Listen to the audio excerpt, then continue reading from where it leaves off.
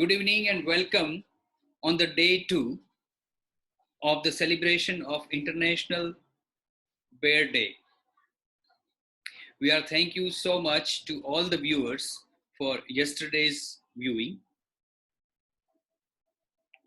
Today, on the day 2, we have another talk on the another species of bear of India, and that is the Asiatic black bear. Asiatic black bear is also known as the Himalayan black bear because it occurs in the Himalayan Tarai from north to the east of the India. To talk on the Asiatic black bear, we have a very senior bear researcher from India, Dr. Satyakumar. Dr. Satyakumar is a senior professor and scientist in Wildlife Institute of India, Dehradun, and he is live with us from Dehradun to talk on Asiatic black bear. Dr. Satyakumar has a wide journey of research, a long journey of research on bear as well as other large mammals. He has also worked on other bear species, but mostly he worked on the Asiatic black bear in Himalayas since a long period of time. He has a vast experience on working with the bear, and he has also a very good experience on the policy making and management related to human-bear conflict in Kashmir. So again, I'll not take much time of all you viewers and Dr. Satyakumar. I welcome Dr. Satyakumar on behalf of all our partners, Century, Nature Foundation, Corbett Foundation, IUCN Bear Specialist Group, and the Wildlife and Conservation Biology Research Lab. So I welcome, sir, for today's session, and I'm sure that our viewers would be enlightened by your talk. Welcome, sir. Satyakumar, sir.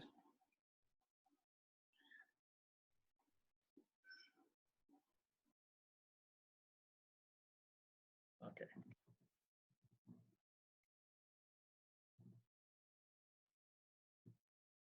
Good evening, viewers.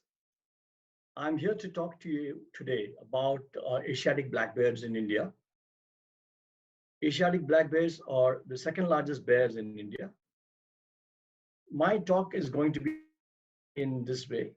I'll talk to you about the biology of bears, followed by some ecological aspects, their distribution, and talk about conflicts, and then wind it up by talking to you about how we should conserve and manage black bears.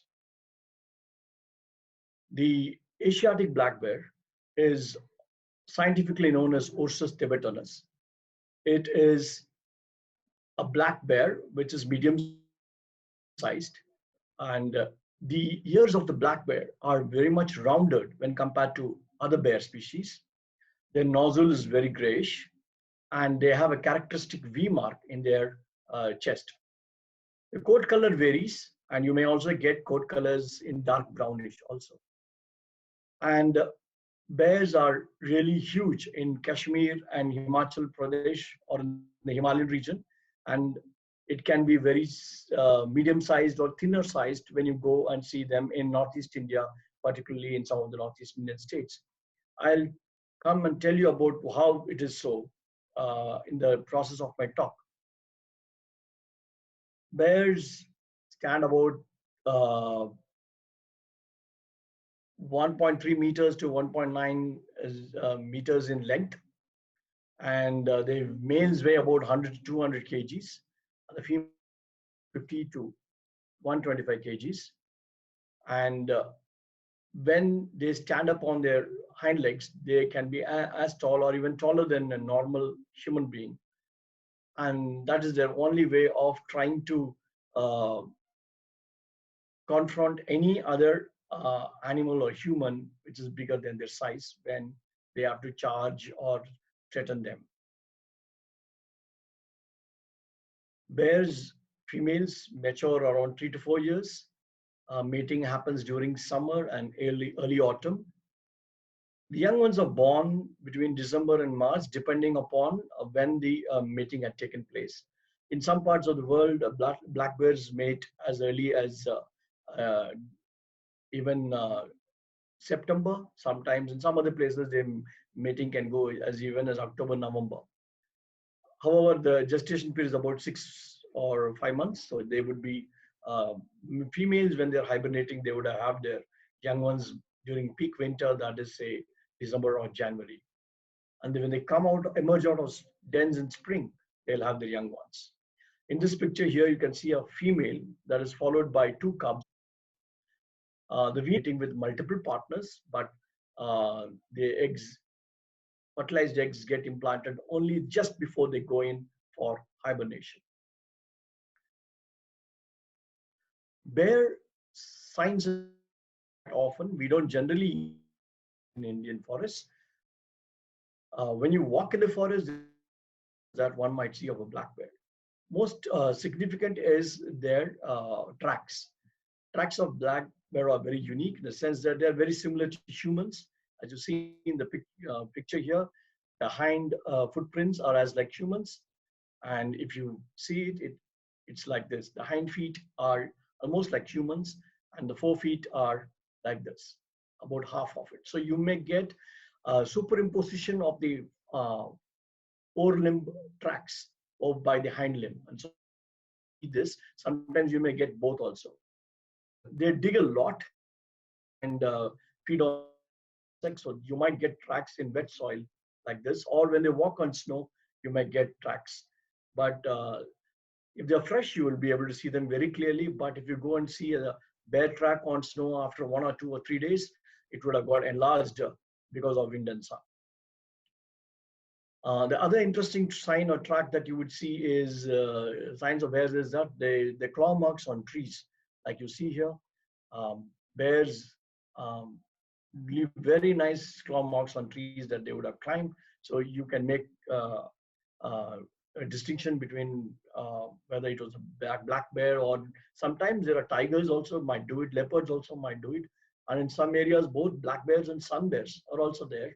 But definitely by the size and by the shape, with the experience, you can actually identify whether it's a black bear rake marks or not.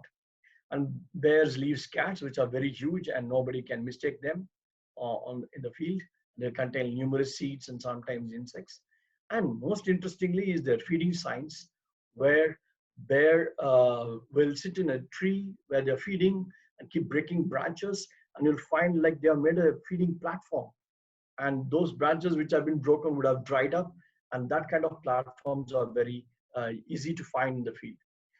And but otherwise, bears are not easy to spot, excepting 1 or 2 places in India. Now, coming to the distribution, this bear is also known as Himalayan black bear in India, but actual name is Asiatic black bear because it is distributed right from Iran in the west to Japan in the east. So in this map, you can see that it is found through Iran, Afghanistan, Pakistan, through India, Nepal, Bhutan. Then it goes into Myanmar, and then Thailand, then Southeast Asia, Korea, and then we have an isolated population in Taiwan, which is another subspecies called Formosan bear, because it got isolated from the rest of the bear populations. And then you have black bears in Japan and also Far East Russia. So this bear is very widely distributed. And the most interesting thing is that its range overlaps with the brown bears, both in the Tibetan brown bear in Tibetan region, as well as the Himalayan brown bear in India, Pakistan, Afghanistan areas, in the northern side, the higher elevations. And in the southern side of the distribution, that is the foothills of the Himalaya, and in northeast India, their range overlaps with, in the northeast with sun bear, and in northern India with sloth bear.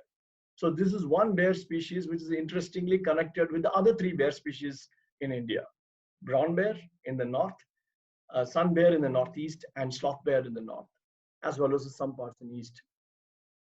If you look at the distribution within India, it's found in the in Himachal, Uttar Pradesh, in the and the northern part, and then in the northeast region here. And if I show a closer look of the distribution, it's like this. So the two states and the one union territory of Jammu and Kashmir, the black bears are distributed like this. It is shown in dark green color. The red dots are just point locations of the wildlife protected areas. So here they are distributed from anywhere between 1,000 meter up to tree line. The average elevation where tree line is in the Himalaya is about 3,300 meters. Some places they may go a little above or little below, but this is the average. So you will get black bears in the Himalaya in the northern part from 1,000 to 3,300 meters. This is where their range overlaps with brown bears in the higher side, that is above tree line, where brown bears are distributed. And in the southern side here in the lower foothills, particularly in Uttarakhand, their range overlaps with the sloth bear also. The same distribution, if you see in northeast, their distribution starts from as low as 70 meters and can go up to 4,300 meters because the tree line is 4,300 meters average there. From this, one can very clearly make out that Asiatic black bear is an animal which is of the forested habitats in India.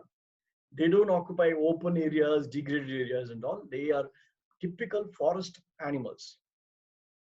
Now, if you look at the range within India, we estimated it at around 270,000 square kilometers of area. And the population could be about 5,400 to 6,750 black bears in India. This is based on habitat quality and the expert opinion on what could be the densities. They could be more or less, but definitely we have around 6,000, 7,000 black bears in India. And this black bear population is connected to Pakistan in the west, Nepal here up next to Uttarakhand, and again to North Bengal, Sikkim, through Bhutan, and then Arunachal Pradesh, and further into Myanmar. And in some parts of northern side, in China also it is connected. So that way this population is well connected with neighboring nations. In the mid-90s, we did a questionnaire-based survey in the beginning to understand which are the protected areas does black bear are present and things like that, also brown bears. And we found that black bears are found in more than 53 protected areas in India and 62 other localities which are reserve forests and so on. Now, when you look at the ecology of black bears, it's very interesting. Bears are both seed dispersers and seed destroyers. Now, although it's an order carnivora and it's carnivore, but bears are like an omnivore. They can feed on grasses, herbs, they can feed on berries, and also they can feed on protein, animal protein. Like in case of sloth bear, they feed on ants and termites, but black bears, they feed on some insects as well as they feed on dead and decaying animals, and sometimes may even kill livestock. So this is their right. But most interesting thing that I would like to highlight here is that the role as seed dispersers and seed destroyers. When a seed is big and when a black bear bites it, that seeds will be destroyed. They'll consume it, defecate it, but the seeds will not germinate.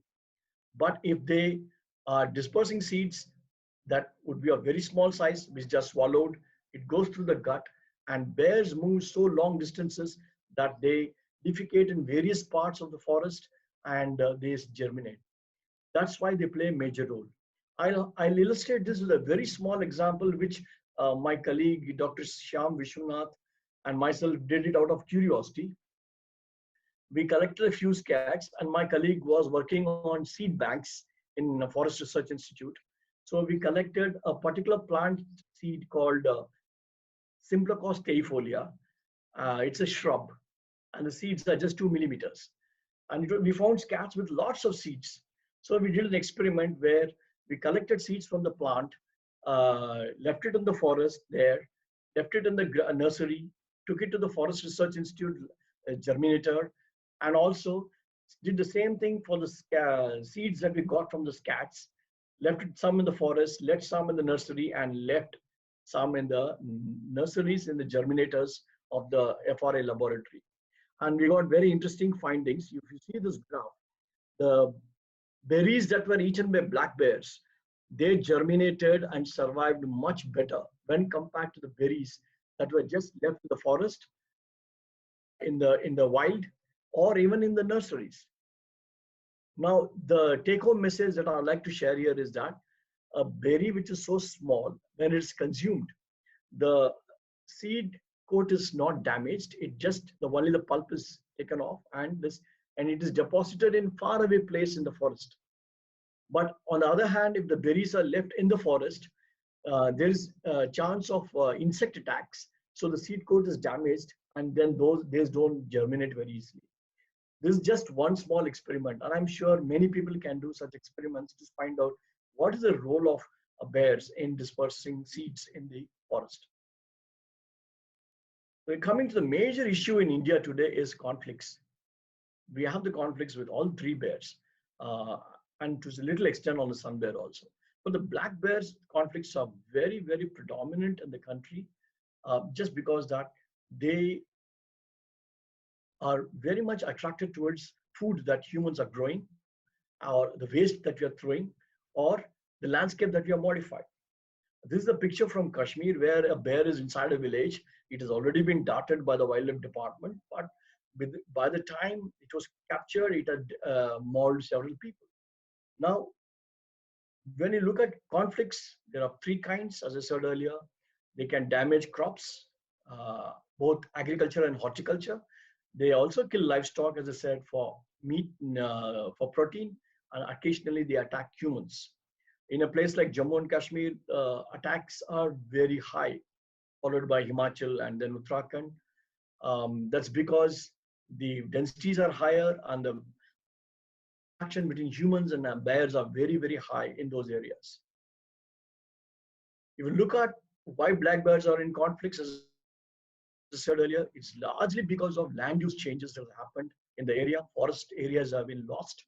Forests have got degraded due to anthropogenic pressures, economic development, and also changing cropping patterns. If you cut a forest and grow apple, bears will come and eat them. It's very simple, as simple as that. If you cut a forest and cultivate corn or maize, they'll just come there. Similarly, they also may come into our areas when the forests themselves don't produce fruits due to some climate change or drought, etc.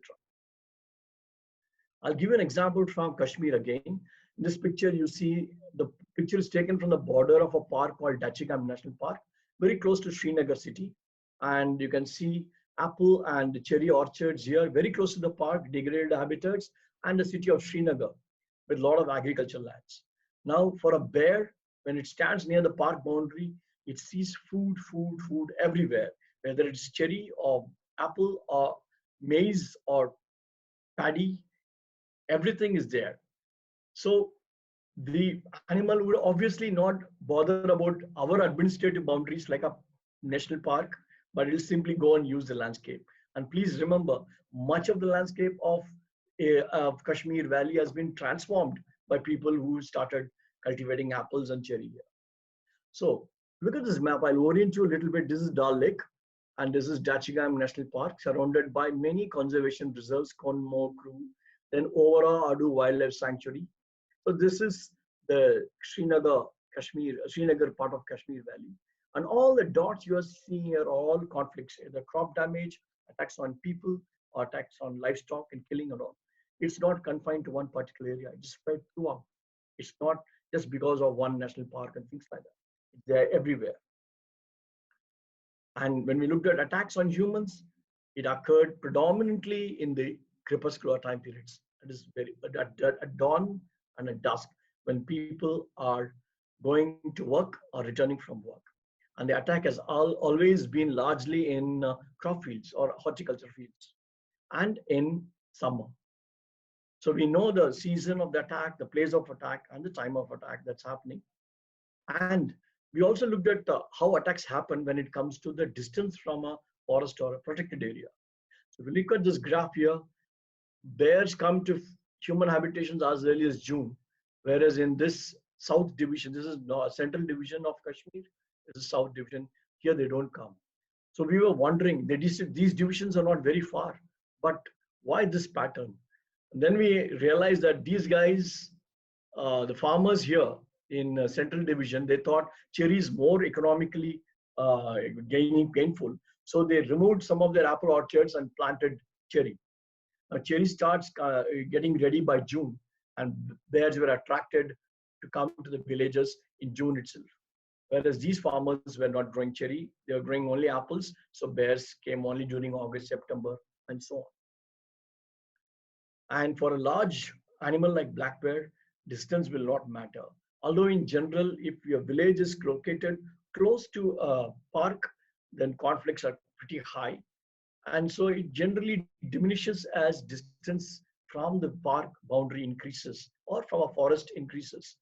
But in some cases, you can even see impacts when there are when a village is located one kilometer away from a park. So all this again tells us that for a very large animal, distances really don't matter. Habitat changes that we have made also should not matter. Bears, unlike other animals, do not get distant land use changes. They can walk through agricultural lands, horticultural lands, even human habitations during nights and can go for faraway places. Now, the other interesting thing is here is what do they eat? So we collected over 375 scats inside the park and analyzed them. And we found that in the top 15 food items, apples, cherry, and maize are also there.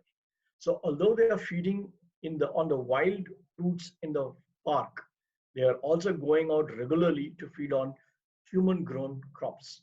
So that is where their conflicts arises. One thing is clear from this graph that bears do only one thing, they track food. Whether it is spring, summer, or autumn, bears track food. Bears have excellent memory and they know where they have eaten food last year or even year before last. That memory helps them to come to places and repeatedly to look for food. So here's the graph that shows about the relationship between number of bear signs and food abundant index, and we find that their abundance is very highly correlated with food index, whether it is wild or human grown. Now, whatever we had understood about conflicts, we had made a summary of them and made a set of recommendations in the form of report and paper, which the Department of Wildlife Protection in Jammu and Kashmir have been trying to implement. But the problem is going on even today for the only reason that the causes of the conflict, that is the landscape change that has happened there, is so enormous that your prescriptions cannot be really matched with the way the landscape has been shaped out to be. Now coming into ecological studies, this is the only study has been done on black bears, so I'm sharing some results. Um, we have used certain modern techniques like looking at trails, sampling, and also collecting hairs from the bear by hair trap stations, or setting camera traps and estimating their numbers in a gridded approach and things like that. Now, encounter rates, as you see in a place like Kashmir, you can get even one sign per kilometer walk in summer and autumn, but in spring and winter, just before hibernation, their encounter rates are pretty low. And this is precisely the same way that it operates in Himachal Pradesh, Uttarakhand, and all. Although I don't know what would be the status in Northeast India. And within the area, when camera traps were placed, yes, again, summer turned out to be the time when the maximum photo captures were taken. As you see here, about 8 to 9 per 100 trap days. And so it is the range from almost none to even up to 18 pictures per 100 trap days. Now, why we have tried using of this data also to estimate population size based on bear photo captures, because they all look alike. You cannot identify individuals, but there is a methodology of estimating bear population based on SECR models, wherein you can take home range into account and can do that. We did estimate something about 40 per for 14, 15 per 100 square kilometers. Now we look at distribution actually. The seasonality plays a tremendous role in bear distribution. For example, in spring, when they come out of hibernation, they are everywhere. Please remember, bears are very interesting animals in the sense that they are the only animals in the world probably who can switch off certain physiological mechanisms before they go on for hibernation. For example, bears switch off their metabolism to a much lower level. So they survive only on the fat that they put on the previous summer. They don't urinate. They don't defecate. They their system is kind of plugged off during hibernation. When they come out of hibernation, they feed on certain herbs, and then that enables to open up the alimentary canal further. And that's why in spring, when they're out after hibernation, they are scattered everywhere and they will be feeding on a lot of herbs. Summer is the time when you get a lot of fruiting trees in an area. So along the riverine areas in Kashmir and Dachigam particularly, all the shrubs and fruiting trees are there. So they are all concentrated ones there. And again, when autumn begins, they start going out and searching for food everywhere and put on more food before weight and fat before they go on for hibernation. Now, their food items will quality, if you see that they go for sugar-rich food in spring, and then as they proceed, they'll go in for fat-rich food later on. They want to put on a lot of fat. So from sugar-rich to fat-rich, and then they go for hibernation. Now, when you look at what items they eat, black bears eat a variety of berries, of prunes, of walnuts, of one particular quercus is an oak tree in Dachigam, which was planted by the then Maharaja, Mr. Hari Singh.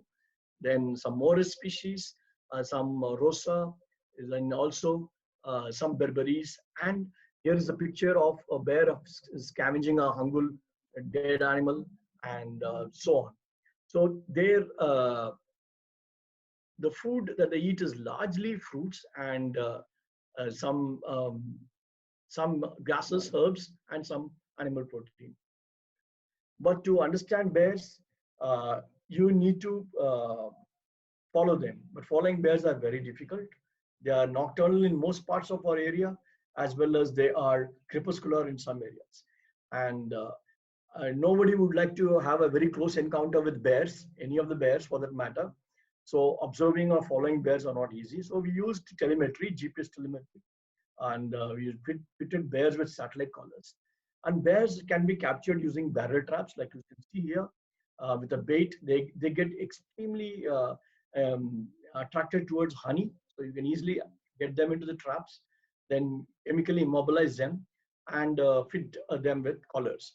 We can see my students now, Dr. Lalit Kumar Sharma is a scientist in ZSI, and Dr. Samina, who is again, they both did their PhDs on black bear. She's a research officer in Wildlife Department, Jammu and Kashmir.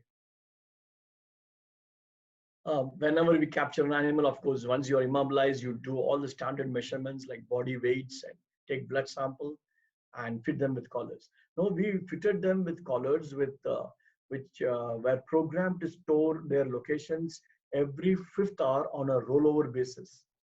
And the onboard computer would store the information on every 3rd or 4th day.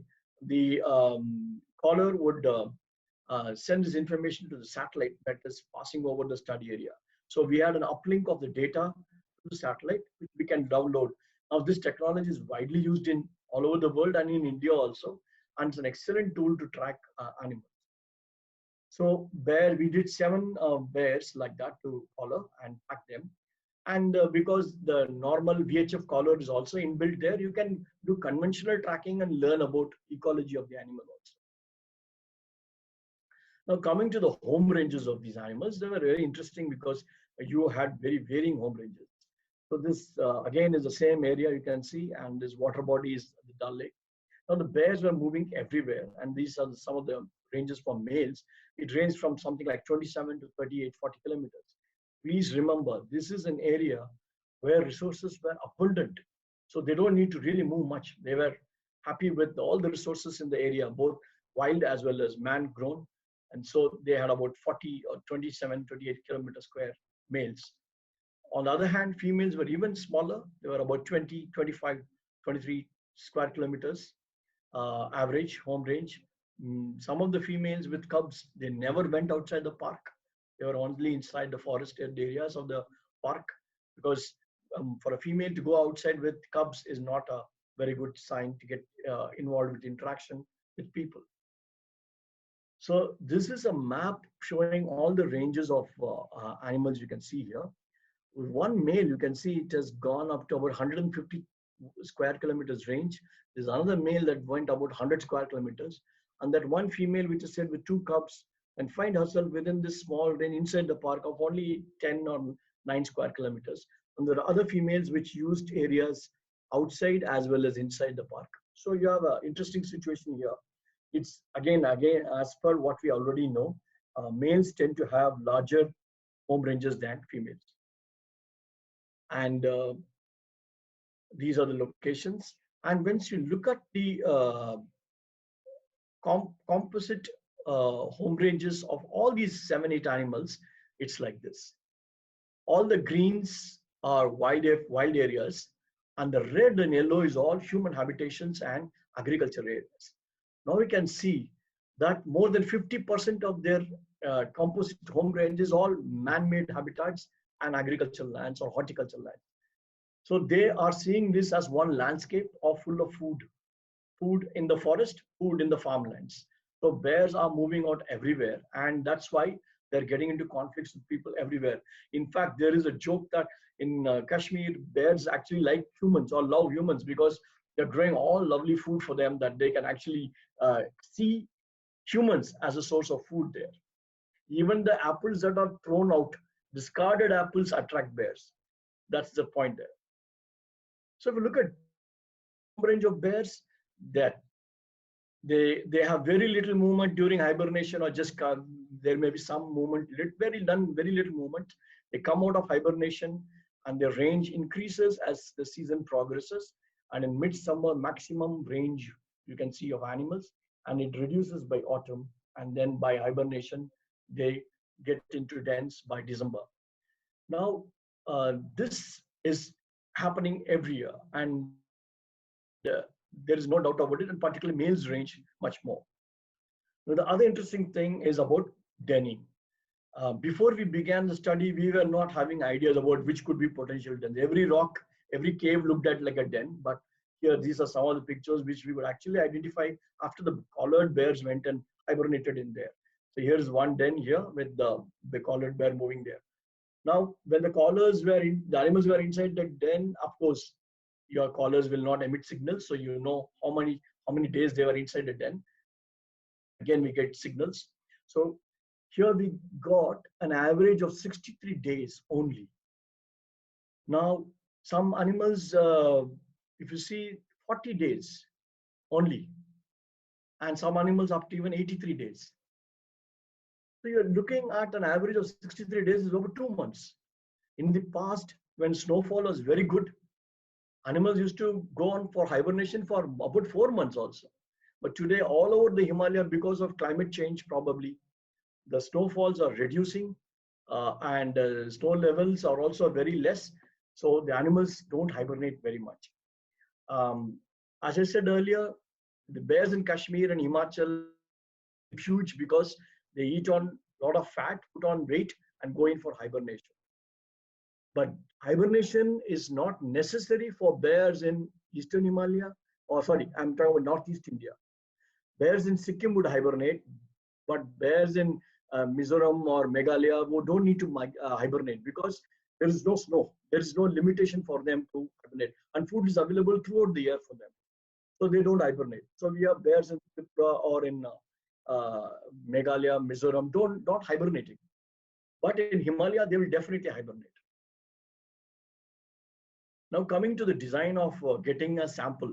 See, scats are very good samples for genetic material, but we also can get good samples from blood, but we can't catch all the bears. But we can pull a bunch of hairs from a bear and can get DNA. This is called hair stare station. It's widely used in North America and Europe.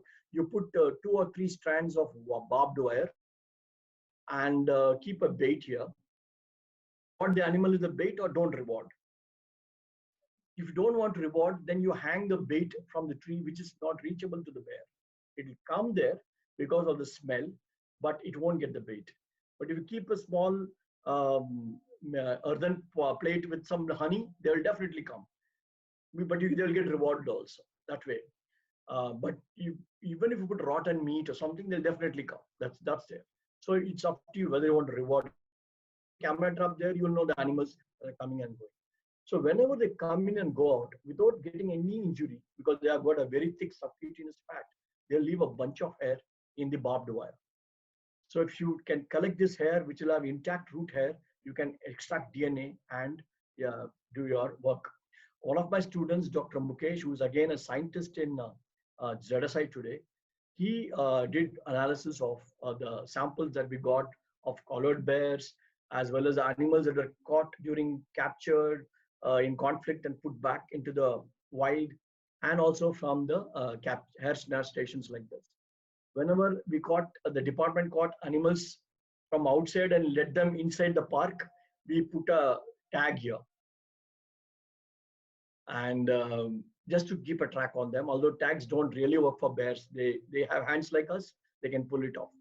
But one of the bear or that entered Srinagar airport had a tag, and we could find out where it was actually released and how did it go.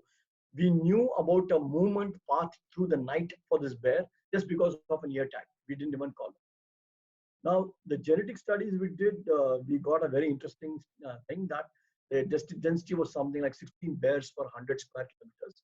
And we found that the population itself is like subpopulations. Bears that are resident in Dachigam, bears that are coming out from outside into Dachigam for food, and bears that are put inside by management, that are caught in conflict and put inside. So you get very distinct two populations, as you've seen here, the red and the green, two good mixtured populations. And that's largely because of one interesting fact that, as I said earlier, this Dachigam breeding ground for the former Maharaja of Kashmir, Mr. Hari Singh. He had planted some this oak trees. These are not native to Himalaya. They are from Europe, Quercus robur, English oak. And there are two plantations, and there are no oaks anywhere in the Kashmir region excepting for this plantation. And this attracts, during August, September, when the oaks have acorns like this, bears from all over the region get attracted to this place to come and feed on them. That's the best time to go and see bears in Dachigam. Now, conflict situation is such that bears are already living inside the park. Bears are living outside also. I'll talk to you about one problem animal which was creating problems in this village called Dhaniyama, and was captured in October and was brought inside the national park, which is shown, boundary shown in this green, and kept in a rescue center.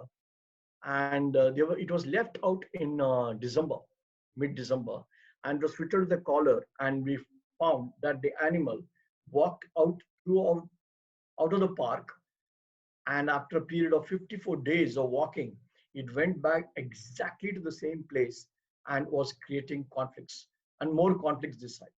So the question here is whether you want to translocate or relocate. When you put a problem animal in its nearest home range, that is called relocation. When you catch a problem animal and put it very far away, that's called translocation. During translocation, you transfer the problem. In relocation, we try and reduce. But when the area is already full of bears and they have reached carrying capacity, then optimal habitats are occupied by strong bears, and weaker animals will occupy suboptimal habitats. And that's the case. And also, there is something called homing instinct.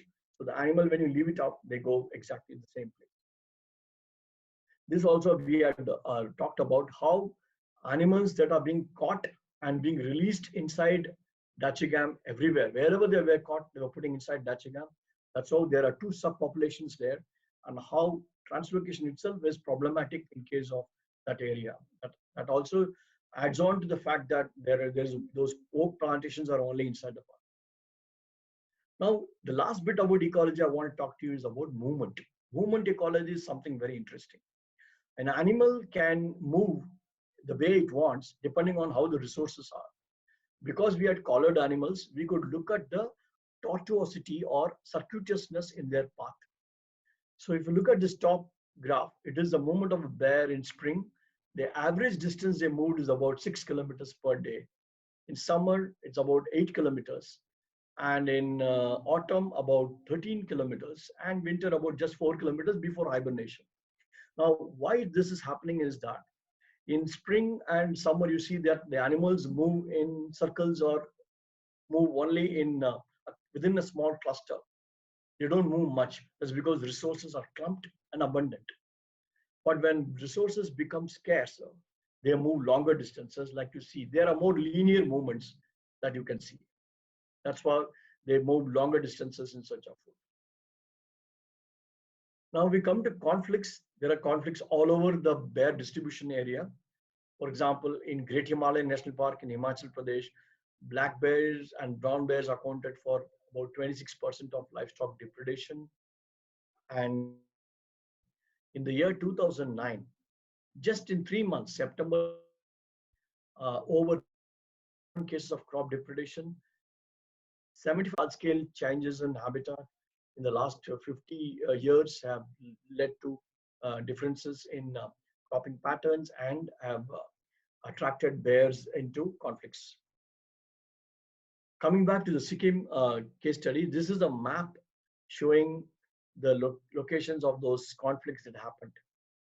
And in 2009, we did not know why this happened suddenly, but we had the answer a little later when we read this chapter in a book called Climate Change in Sikkim. And there the authors had said that the year 2009 was a drought year. So in the last, from 80s to 2010, if you see, the rainfall has been just normal all through. Only in 2009, they had a very bad year. Because of the drought in the forest areas, there were no mass production. And that is why bears came into a city and attacked people, killed livestock, as well as damaged crops in such a large area. This is one case where probably climate change would have been responsible for human-wildlife conflict. And that's where it is important to understand the bear distribution, their habitats, how they use space use and all. So in a large park like Kanchenjunga National Park in Sikkim, we could do modeling to look at species habitat range in the park and look at how the habitats are a range of good to poor quality and how species like a bear can exist and how, despite the area being very good, we still have problems with conflicts at sometimes. And so climate change is one thing that needs to be monitored. As recent as say 1st of April this year, when spring was just setting in, one black bear entered the BSNL office of Gangtok City and entered the third or fourth floor of the building, and it created a lot of excitement amongst people. But about 12 hours of operation, they immobilized the animal and got it down in a cage. It was okay. And so after next day, they released it back into the wild. Now, here is a very good case of the animal being put back into the wild within just one day.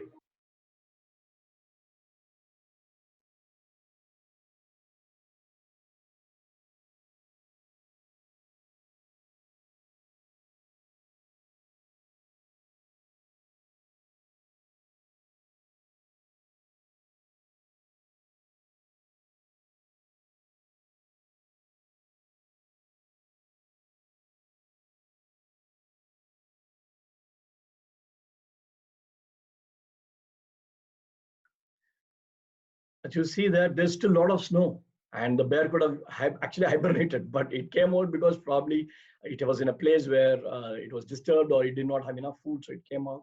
And there's no snow, probably no snow. It was transportation. Now, what all people have been doing to stop bears from entering their area has been very simple old methods that people have been doing since the time they've been living with bears. Making noise by beating empty tins. Majority of them are using even today. barbed wire fencing, dummies, scarecrow dummies, using guard dogs, and some rich people used cement walls. That was the most effective, but not all apple orchard owners or farmers could afford that. Now, if you look at this, one thing that we recommend for India is that a database on human bear conflicts, where it occurred, and on a spatial database so that we can monitor changes in a proactive mode rather than a reactive mode. Awareness creation is extremely important. Do it in pamphlets, brochures, do's and don'ts in local languages. Today, community FM radios are there, Doordarshan, many channels are there to do that. And educating children is one very good way of reaching to a family. And also supporting existing methods and also trying old methods and reviving them, like burning chilies in fire and things like that, or even marking animals whenever we leave them back, problem animals, so that we know it's regularly coming back or not. And simple things like changing a wooden door of an animal cattle shed with a metal door so that a leopard or a bear cannot break in. These are small interventions that we can do so that people can live with bears. And the most important is aversive conditioning of bears. When we release the problem bear, we make a lot of noise or burst crackers and chase them with dogs, they don't come back. And nowadays, this conflict management team and rapid response teams are being equipped very well to respond to a situation. Some other things are also being tried out by NGOs like Wildlife Trust of India, where they're compensating immediately the farmers by cash or grain for grain. If a farmer loses, say 100 kgs of from his field, then you give him 100 kg paddy. That's how so things like that. But when it comes to bear conflicts, this applies to all bears. Uh, these are only two things. Some actions we have to do focusing on humans, some focusing on the bears. For humans, as I said earlier, education, awareness, teaching people to avoid negative encounters, removing attractants, like keeping beehives or throwing food waste, garbage, then paying immediate compensation, and looking at bear interaction as interaction and not as a conflict. But for animals, we should have physical barriers, deter bears. There are many new technologies that can deter bears. Then population management, habitat management, as well as removing nuisance bears that are creating problems for people. To kind of summarize, I can say that today bear conflicts have to be seen, or for that matter, any human-wildlife conflict has to be seen in only two ways: cause and symptoms. We are only treating symptoms and not the causes. What is the difference between cause and what is the difference between symptom? Developing a land, changing the land use, these are all causes. But animal getting acclimatized to people, habituated to food, coming out of forest, these are all symptoms. So we are treating the symptoms or treating the causes. That's most important. There's also a lot of misunderstanding in bear behavior and biology, and also reduction in tolerance. These all need to be strengthened so that people can coexist with bears. Now, there are two things. One, we need to restrict human use of bear habitats, educating people about do's and don'ts, and removing infrastructure like that are making fruits, squash, and other material away from bear areas. Finally, about symptoms, yes, you have to deal with habituated animals, relocation or translocation, depending on what is the situation, and aversive conditioning that I said earlier, how to make sure that the bears don't come again and again to our areas. Finally, what we need today in India is a combination of good science, support of people living near the forest, that is a community, and the Forest and Wildlife Department management actions. I would consider that these are three major pillars of managing human-wildlife conflict. So research can be biology, ecology, abundance, ranging, movement, perception of people, and making risk prediction models. Community strengthening would be that you make village response team, make them aware of bears, and then make village level response teams and things like that. And management action would be training, rapid response teams, monitoring of conflict hotspots, restoring habitats, and then controlling populations and problem animals. Only when we do this three-pronged approach, we can solve conflicts in our country. So what I would like to say here, the take-home message is that our methods should be effective. We need both short-term methods as well as long-term methods and integrate them so that both humans and bears can be there. And we try and address root causes of conflict. You can use any technique, old, new, indigenous, or even innovative.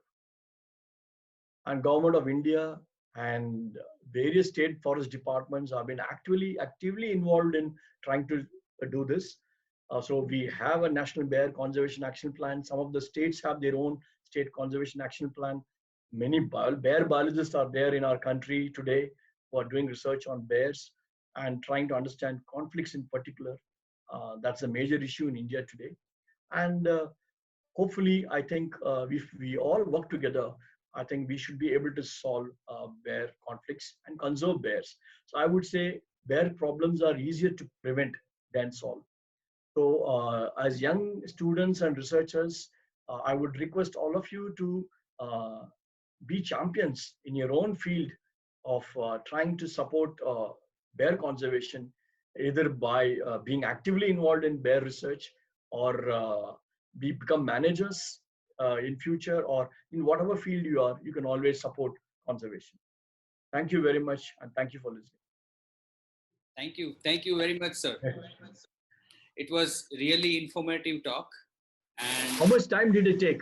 uh, almost 45 minutes. It's really good. Acha. The talk was very informative, very lucid, and I'm sure that the young researcher and wildlife enthusiast of not from our country only, but from entire world, across the world, they have got this talk very informative for them, and it is and the message that you conveyed and the things that you said at the end of your research is like that young researchers or the young generation, they can be a bear ambassador of the world. So it was really nice talk, sir. And on Okay. behalf of our partners, IUCN Specialist Group, Corbett Foundation, Century Nature Foundation, and on behalf of my personal behalf, I would like to say thanks to you. You have spared your time over here, and on behalf of all of us, I would again would like to tell you to you and your family to stay safe in this COVID outbreak. Thank you so much, sir. And thank you very much, Nishit.